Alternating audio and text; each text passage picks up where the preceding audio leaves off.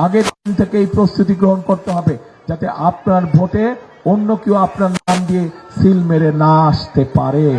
এই ব্যাপারে সতর্ক থাকতে হবে। প্রিয় ভাই বোনরা, এইবার কিন্তু ভোটের দিন যে শুধু ভোট দিতে যাব বলে ধীরে সুস্থে যাব, তা করলে কিন্তু ক্ষতির সম্মুখীন হতে হবে। আমাদেরকে ভোট দেওয়ার প্রস্তুতি গ্রহণ করতে হবে। ভোট দিতে যে যাবেন সকালবেলায় ভোট কেন্দ্রে, এটার প্রস্তুতি গ্রহণ করতে হবে আগের দিন থেকেই প্রস্তুতি গ্রহণ করতে হবে, যাতে আপনার ভোটে অন্য কেউ আপনার নাম দিয়ে সিল মেরে না আসতে পারে। এই ব্যাপারে সতর্ক থাকতে হবে এবং যার যার এলাকার ভোট কেন্দ্র, সেই ভোট কেন্দ্রে আপনাদের সতর্ক দৃষ্টি রাখতে হবে, যাতে যারা যারা ভোট দিতে চাচ্ছে, যারা ভোটার, অবশ্যই তাদের ভোট দেবার অধিকার আছে, কিন্তু সঠিক লোকটা ভোট দিচ্ছে নাকি অন্য কোনো এলাকা থেকে এসে তার নাম দিয়ে কেউ ভোট দিচ্ছে, এই ব্যাপারে আপনাদেরকে সতর্ক থাকতে হবে।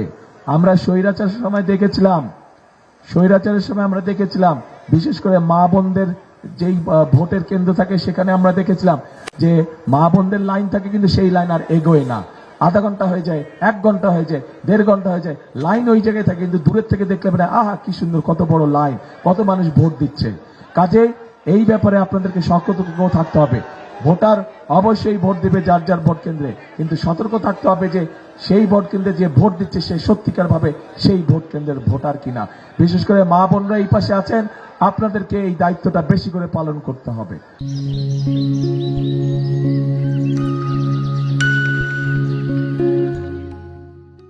প্রিয় ভাই বোনেরা, ভোটের দিন সকাল সকাল যেতে হবে আপনাদেরকে। পারবেন? আপনার সারা জীবনের যে রাজনৈতিক অধিকার, সেটিকে যদি প্রতিষ্ঠিত করতে হয়, একদিন আপনাকে সকাল সকাল একটু বের হতে হবে, একদিন আপনাকে একটু সকাল সকাল কষ্ট করে ভোট কেন্দ্রে যেতে হবে।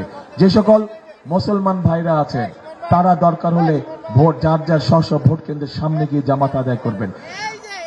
অন্য ধর্মের ভাই বোন যারা আছেন, তাদেরকে আপনার দরকার হলে সাথে নিয়ে যাবেন। তারা ওখানে গিয়ে তাদের যে সকালের যে ধর্মীয় যেগুলো অনুশাসন থাকে, সেগুলো তারা দরকার হলে সেখানে পালন করলেন। কিন্তু ভোট দেওয়া যখন শুরু হবে, সাথে সাথে তার আগে সুন্দর করে লাইন দিয়ে দাঁড়িয়ে যাবেন, যাতে ভোট কেন্দ্রের কাজ শুরু হওয়া মাত্রই আপনারা সুন্দরভাবে ভোট দিতে কাজ শুরু করতে পারেন। এবং শুধু ভোট দিয়ে চলে আসলেই হবে না, কি করতে হবে?